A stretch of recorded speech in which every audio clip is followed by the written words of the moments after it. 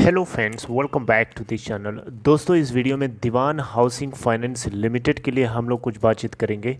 लेकिन उससे पहले आप लोगों से रिक्वेस्ट करना चाहूँगा। दोस्तों, पहली रिक्वेस्ट ये है कि अगर आप चैनल को फर्स्ट टाइम देख रहे हैं, सब्सक्राइब करके बेल आइकन को हिट कर लीजिए। और दूसरी रिक्वेस्ट रहेगी कि अगर आप डीमैट या ट्रेडिंग अकाउंट ओपन कराने के लिए इंटरेस्टेड हैं, डिस्क्रिप्शन बॉक्स में लिंक चेक कर सकते हैं। दोस्तों, दीवान हाउसिंग फाइनेंस लिमिटेड, जैसा कि आपको पता है, इसको स्टॉक एक्सचेंजेस से डिलिस्ट करा लिया गया है बहुत पहले ही। लेकिन फिर भी मैं आपको बताऊंगा, बहुत से ऐसे शेयर होल्डर्स हैं जिनको उम्मीद तो नहीं कहा जा सकता, लेकिन फिर भी कहीं ना कहीं उनको उनके दिल और दिमाग के कोने में कहीं ना कहीं ज़रूर है कि काश ये फिर से रिलिस्ट हो जाए। लेकिन दोस्तों, आपको बताना चाहूँगा, इस कंपनी को पिरामल ग्रुप ने ऑलरेडी एक्वायर कर लिया है। एनसीएलटी और एनसीएलएटी जैसी अथॉरिटीज़ ने ऑलरेडी अप्रूवल अपनी तरफ से ग्रीन सिग्नल दे दिया है। फाइनल पेमेंट तक कर दी गई है।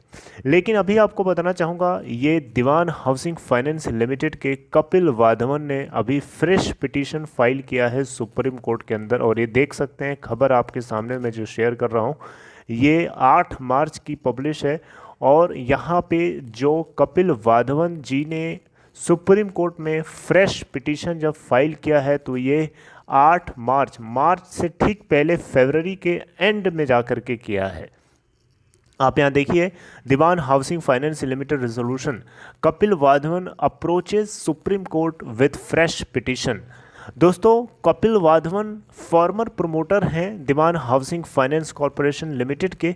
इन्होंने एक फ्रेश पिटीशन फाइल किया है सुप्रीम कोर्ट के अंदर, चैलेंज करते हुए national company law appellate tribunal के 3 ऑर्डर्स को। वाधवन जी ने यहाँ पे इनके पिटीशन में ये मेंशन करते हुए सुप्रीम कोर्ट में लास्ट मंथ फाइल किया था कि कि तीनों जो ऑर्डर्स आए थे एनसीएलएटी की तरफ से, ये इनको डिप्राइव किए, इनको मौका नहीं दिया गया पार्टिसिपेट करने के लिए।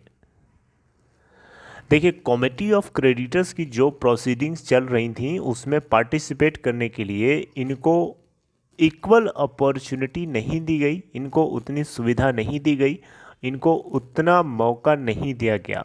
Right, despite being a director and guarantor of DHFL, यानी डीएचएफएल के प्रमोटर, डायरेक्टर, गारंटर होने के बावजूद भी इनको डिप्राइव किया गया, पार्टिसिपेट करने से रोकने की कोशिश करी गई।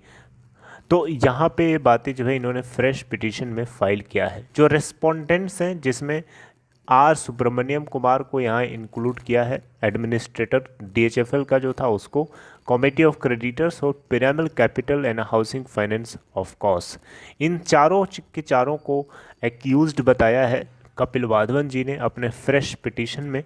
और इन्हीं की वजह से इनको डिप्राइव किया गया, जिसके चलते इनकी नहीं सुनी गई।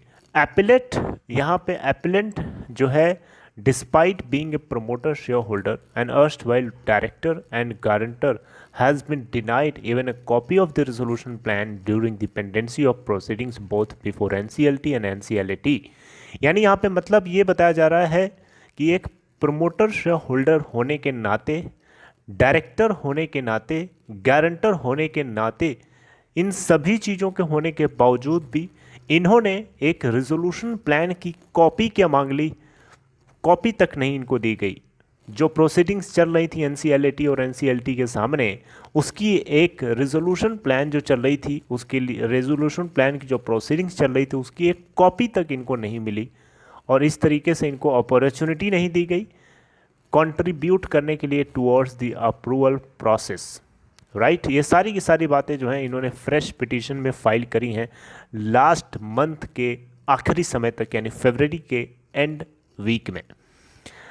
इन्होंने ये भी क्वेश्चन किया है रेजोल्यूशन प्लान के अंतर्गत, he also question the resolution plan, कि इन्होंने जो प्रोवाइड किया है, यानी पिरामल ग्रुप ने जो प्रोवाइड किया है, वो 60% हेयर कट है फाइनेंशियल क्रेडिटर्स के लिए। और बहुत सारे छोटे मोटे अकाउंट्स को राइट ऑफ कर दिया गया है, ड्यूज को राइट ऑफ कर दिया गया है, without even considering the settlement proposal offered by him. यानी कपिल वाधवन ने जो सेटलमेंट प्रपोजल ऑफर किया था, उसको बिना सोचे समझे, बिना उसकी तरफ देखे, राइट ऑफ कर दिया गया और फाइनेंशियल क्रेडिटर्स को 60% तक का हेयर कट बेयर करना पड़ रहा है। तो ये किस तरीके का रेजोल्यूशन प्लान है, किस तरीके का फैसला लिया जा रहा है, और उसके बावजूद ऊपर से इनको डिप्राइव किया जा रहा है, इनको रेजोल्यूशन प्लान की कॉपी तक नहीं दी गई। ये सारी बातें इन्होंने फ्रेश पिटीशन में सुप्रीम कोर्ट में अभी जल्दी ही इन्होंने लिखी हैं, फाइल करी हैं, अपील की हैं, राइट। तो यहाँ पे अगर ऐसा होता कि कपिल वाधवन को मौका मिलता, इनके सेटलमेंट प्रपोजल को एक्सेप्ट कर लिया जाता एडमिनिस्ट्रेटर के द्वारा, तो एंटायर प्रिंसिपल ड्यू सभी के सभी फाइनेंशियल क्रेडिटर्स को मिलते, सारे के सारे इंडिविजुअल डिपॉजिटर्स को उनका डिपॉजिट अमाउंट मिलता, बॉन्ड होल्डर्स को उनका डिपॉजिट अमाउंट मिलता, और जो स्टेक होल्डर्स हैं उनको उनके स्टेक्स, उनका जो शेयर्स हैं उनके डीमेट अकाउंट में वो पड़े रहते, और ये डीलिस्ट होने की सिचुएशन सामने ना आती, राइट। लेकिन ऐसा नहीं होने दिया गया, क्योंकि कहीं ना कहीं फाइनेंशियल क्रेडिटर्स के साथ साथ जो एडमिनिस्ट्रेटर था वो मिला हुआ था पिरामल एंटरप्राइजेज, पिरामल ग्रुप के साथ में, और ये सबकी मिली जुली भगत है, जिसकी वजह से सब आपस में मिल बांट करके खा गए और सो रहे हैं आराम से। दिक्कत जिसको हो रही है उसको हो रही है, उनसे क्या मतलब है। तो all this has been done by NCLAT without addressing the concerns raised by this appellant on the merits, but on the incorrect basis that the appellant's appeal had been rendered infructuous by 63 months in order। अभी 14 फरवरी को दोस्तों, अभी इसी last month के 14 को कपिल वाधवन ने भी बताया है इसमें कि NCLAT ने इनकी जो अपील थी, वाधवन जी की जो अपील थी उसको रिजेक्ट कर दिया, ये बोलते हुए कि ये अब इनफ्रक्टियस है, यानी इसका कोई अब मतलब नहीं है जमा करने का इस समय पे, राइट। तो अब देखना होगा कि सुप्रीम कोर्ट इस पूरे केस को किस तरीके से देखता है। ये भी इन्होंने मेंशन किया है पिरामल ग्रुप ने ये भी इन्होंने सुप्रीम कोर्ट में मेंशन किया है कि पिरामल ग्रुप ने 40,000 करोड़ रुपए के एसेट को 1 रुपये की वैल्यू बता दिया। ये क्या मजाक है, क्या एक खेल है लोगों के साथ? तो ये भी इन्होंने मेंशन किया। अब ये देखना होगा कि सुप्रीम कोर्ट इस चीज़ को देखता कैसे है, क्या सुप्रीम कोर्ट की हमदर्दी सामने उभरेगी कि नहीं उभरेगी, देखना होगा।